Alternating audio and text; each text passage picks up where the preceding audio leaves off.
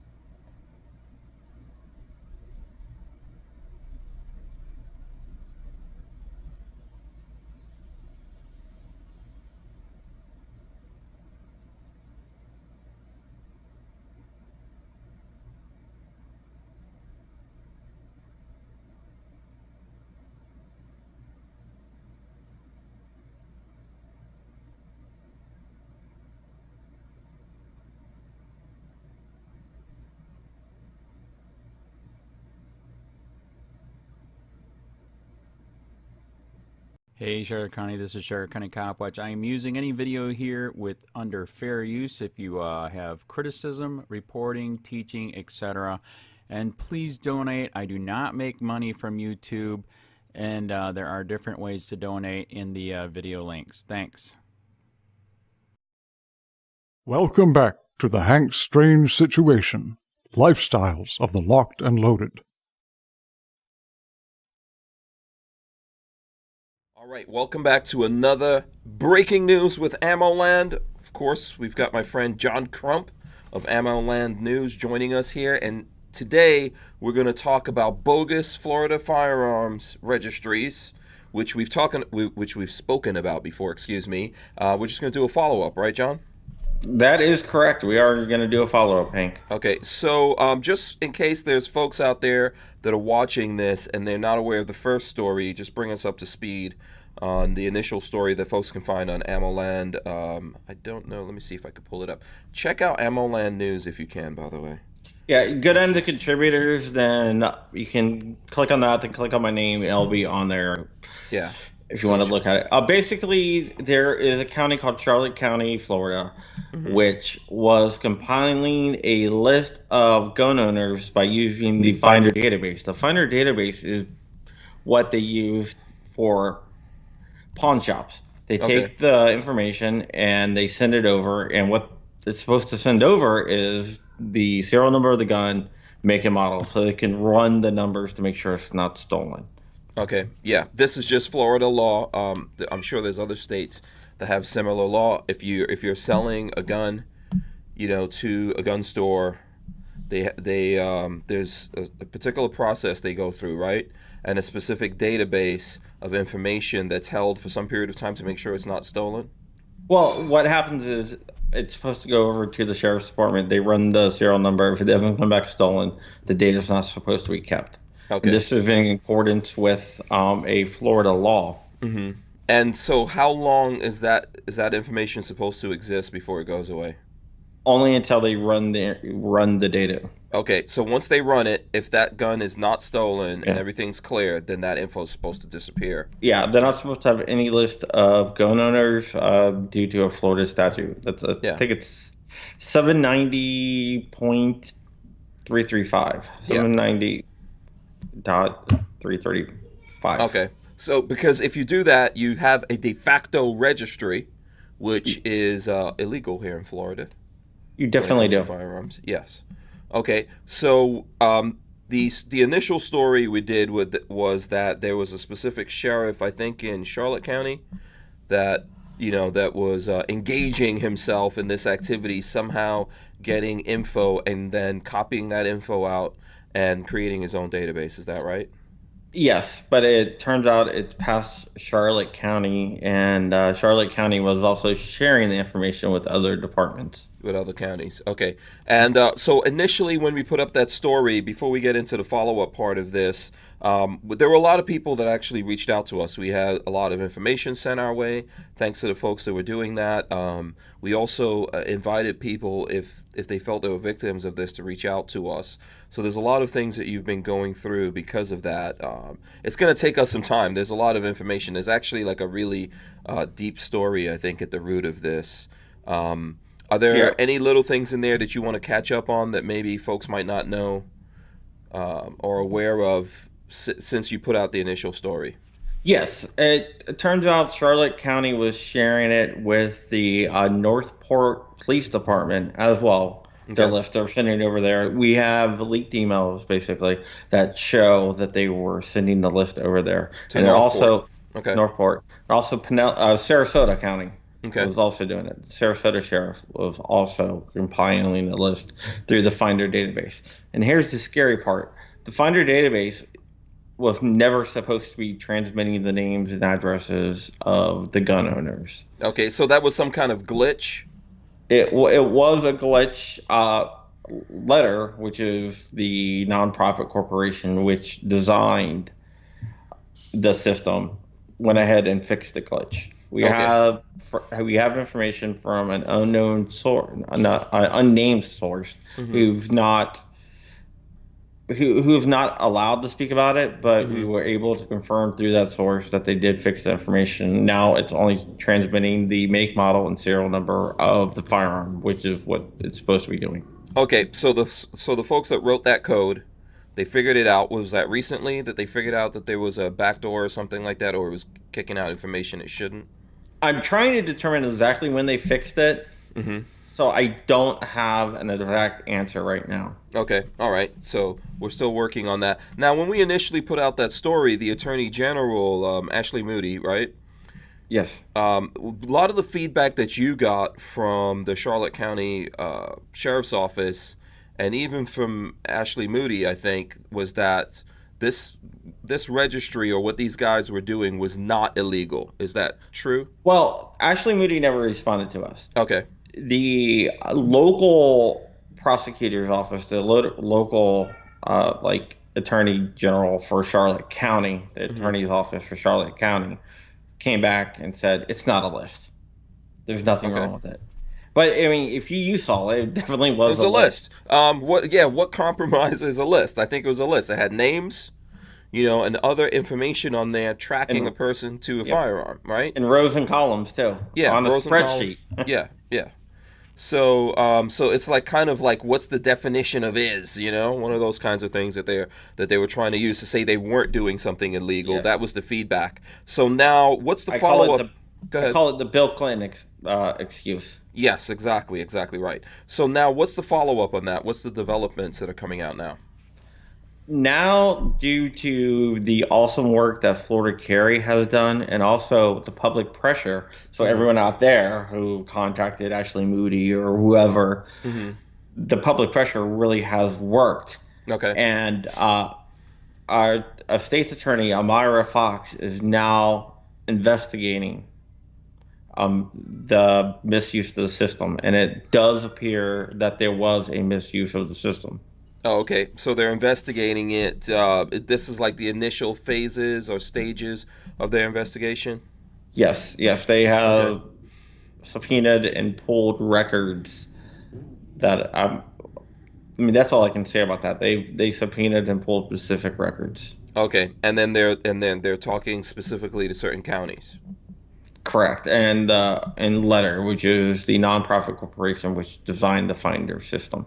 Okay, which wrote the code. Okay, Yeah, so it seems like there was a gross misuse of the system. yeah, I would say it's so. When you were looking at this, just give us, or I know there's certain things you don't want to talk about, but what's the numbers of this list? Like, how deep was this list?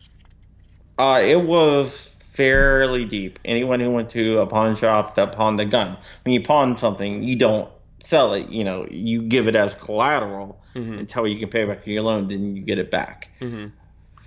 It was every list. I saw thousands and thousands of names on there. Okay, 10,000, 20,000, 30,000. What are we talking? Probably closer to about 60. 60,000. Okay.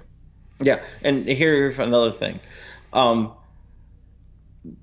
of the places, Sarasota County, when a reporter requested the list, sent an unredacted list, which is also a big no-no because you have names, addresses, everything of gun owners.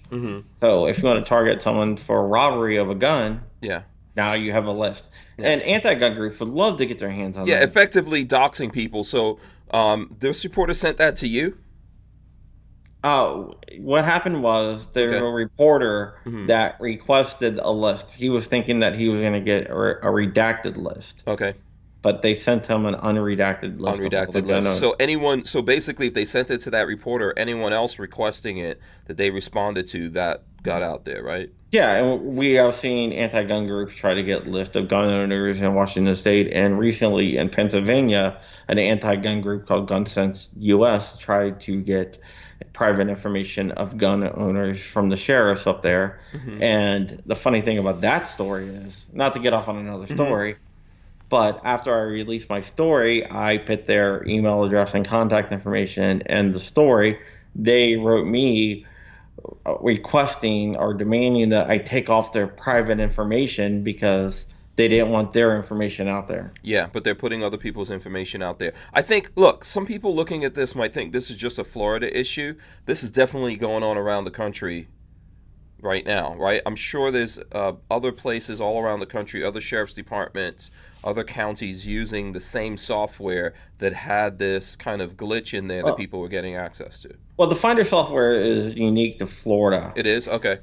I've checked other states. I've checked Virginia, and I've checked Pennsylvania, and a few other states up and down the East Coast. I haven't been able to find any, so that's a good thing. Okay. Yeah, that is a good thing because there are people that want to get to create these lists. These lists should not be created. It violates in so many different ways our constitutional rights, If the software ran correctly, this never would have happened. Right. My question is, why isn't it automated? Why doesn't the software go ahead and run the serial number once you enter it in and check for a stolen gun?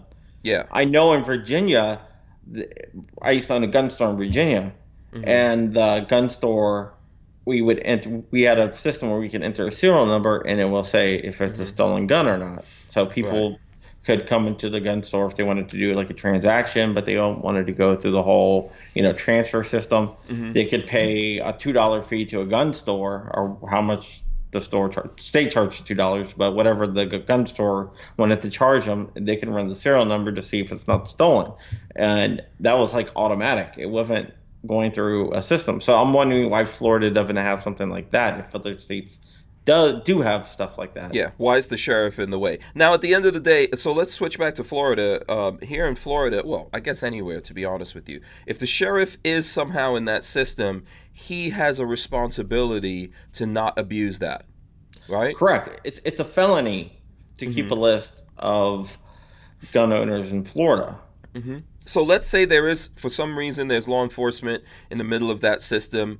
If there's nothing wrong, if there's no crime committed there, if that gun's not reported stolen, they need to move on. They need to deal with, this one was reported stolen. Let's follow up on that. But if it wasn't, they don't need to be keeping a list of individuals who are pawning their guns. So the list that was sent out to that reporter, do you know how big that one was? I would have to look again. Okay. That was large. Several hundred names. Several hundred names. So what can people whose names are on all these lists that are being compiled. What can they do about this? Or do we have to sit around and wait for like you said the state's attorney's looking into it right now? Not the attorney general, right? Well, the state's attorney who works under the attorney general, and they won't investigate anything about the attorney general's go ahead. Mm-hmm.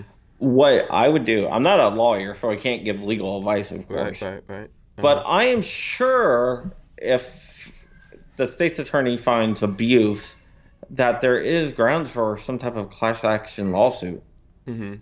Absolutely. So how long do you think this is all going to take to get worked out for them to make this investigation, find out what these sheriffs were doing, get their hands on the lists, maybe destroy these lists or give the folks whose names were on the list some opportunity to maybe be part of a civil lawsuit or something that will make sure this doesn't happen again? I don't think it's going to be a quick process, probably a couple months. Okay. But in this case, I think they should take the time and find out exactly who pulled the list and everything else. So I'm not expecting a quick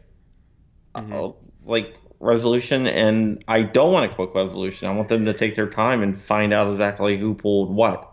Mm-hmm. Okay, and this article, like we talk about stuff a lot of times before it comes out. It's not out yet, right? No, it comes out Wednesday. Okay, so you guys will be seeing this particular video Wednesday once this comes out. What's the meat of what's going on here in your story? What's like the big thing that you found out, and what was your process of finding out this information? The meat in the story was gross negligence on not only the software company but the sheriff's department for exploiting a hole in the system. Okay. Like if you found a website that had like unencrypted credit card numbers, you couldn't take those and use it and be like, hey, I use those credit card numbers, but they were out there, so yeah. So this is clearly a crime, right? In my opinion, I would say so. Okay. But again, I'm not the attorney investigating it, and I'm not a lawyer, so I can't say for sure. Right. But to me, it seems pretty clear cut. Yeah, I think anyone who took advantage of this and shared this info and or received this info and used it, in my opinion, they committed a crime, and it's like it's a massive misuse of the public trust, in my opinion. And I see it even up there on the level with people who, there's lots of other things in society that we don't want people to consume or look at, right? Not just our private information. There's other things like that we say, hey, we don't want you doing this. And this is one of those things. Anyone that did this, they should definitely not be a sheriff, in my opinion. I would agree. Sheriff is supposed to enforce the Constitution. They take an oath to a Constitution. I've been talking to a sheriff out in I think Montana. No, Arkansas. Sorry. Yeah, I don't know why I thought Montana. Okay, so that's an article you have on the. That just came up today. Chris Brown, and I'm gonna throw that up while you're talking. Go ahead. Yeah, and he doesn't believe in gun registration lists. He believes that they're unconstitutional. He also believes stuff like red flag laws are unconstitutional as well. We need more sheriffs like that that's willing to take a stand. In fact, he said that he's not going to enforce any red flag laws or extreme risk protection orders because it violates the Constitution. Yeah, you know what? I started reading that article just before we did this. It looks very interesting, and it's good to know that there's sheriffs out there that are going to stand up for what's right. If a law is created that violates the Constitution of the citizens that you're supposed to protect, then it's your obligation to protect them. I think in the case of these sheriffs who are taking this information illegally, sharing it illegally, and compiling lists and therefore registrations on citizens, that's the same kind of thing, right? They're abusing the people that gave them this trust. So we should do something about those guys as well, because they're just out there. It's almost like vigilante kind of justice, but from the sheriff's department that's supposed to uphold the law, going against the law. And then with that article that you're talking about, this guy, I know there's people out there that are going to say, well, if there's a red flag law, he's supposed to uphold that. Well, not if it's not constitutional. Yeah, I talked to him, and he said that he took an oath to the Constitution. He didn't take Mm-hmm. an oath to uphold anything they told him to do or take Right. orders for anything they told him to do. He Yeah. took an oath to uphold the Constitution.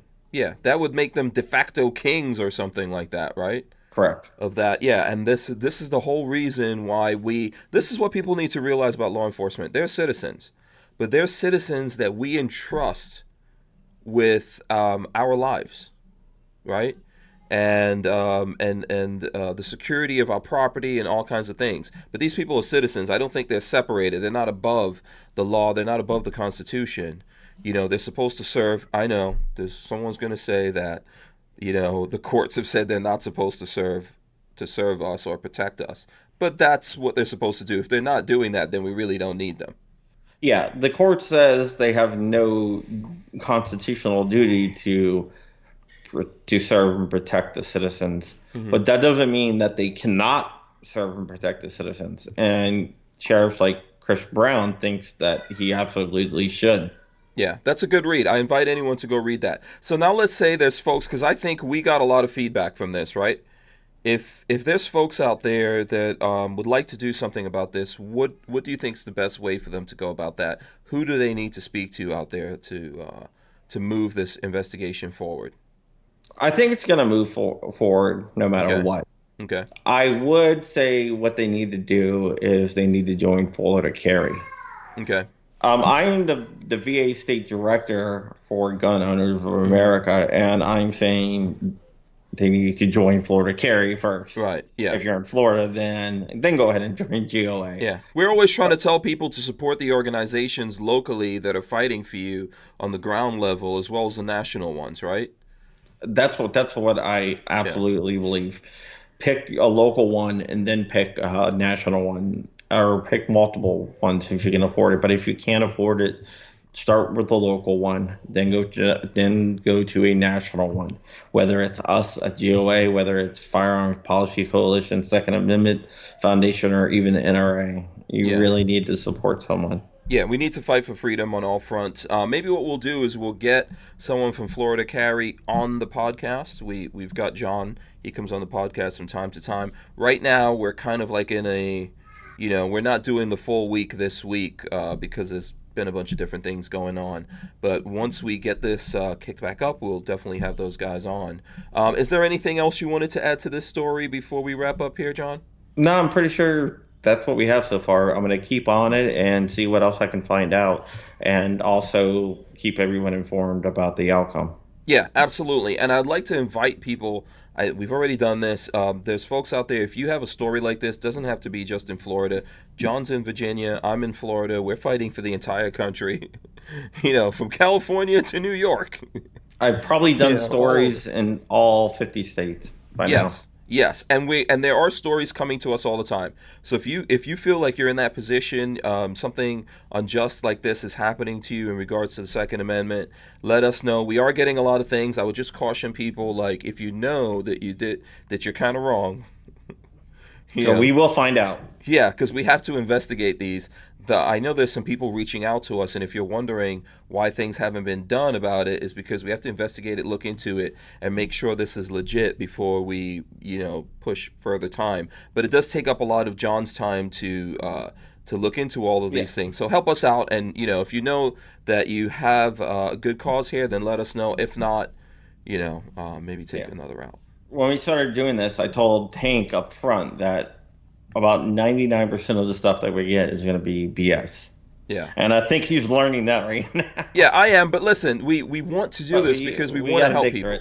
Yeah, exactly. We want to help people. We're willing to do the work. We're willing to, but it needs to be just causes, right? Because there's folks out there that are looking to kind of like stop us from doing what we're doing right now. And if we get behind the wrong people here or put out the wrong things, it'll just make it worse. And at the same time, there's folks out there that have been done wrong, and they really do need the help. So if you're kind of like burning up our time, you're getting in the way of that. So try not to do that, if possible. Correct. How can folks get in touch with you, John?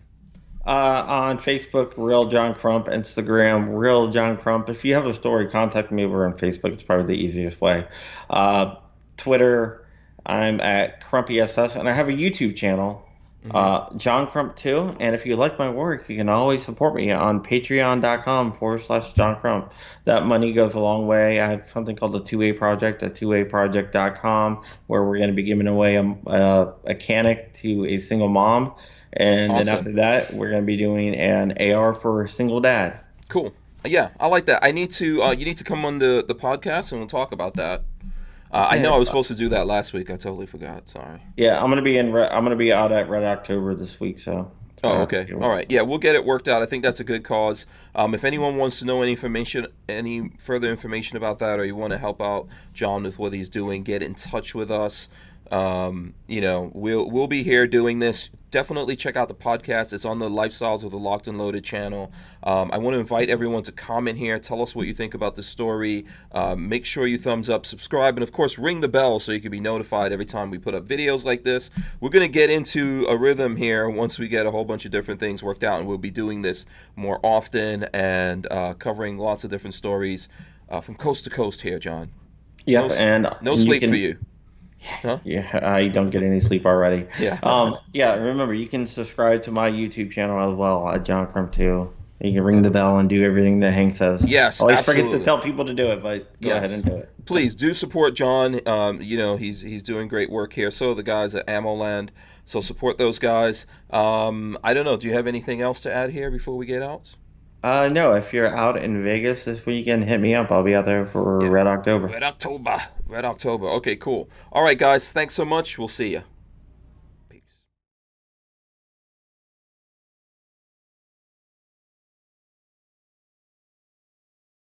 Hey, Sheriff County, this is Sheriff County Copwatch. I am using any video here with under fair use if you have criticism, reporting, teaching, etc. And please donate. I do not make money from YouTube, and there are different ways to donate in the video links. Thanks.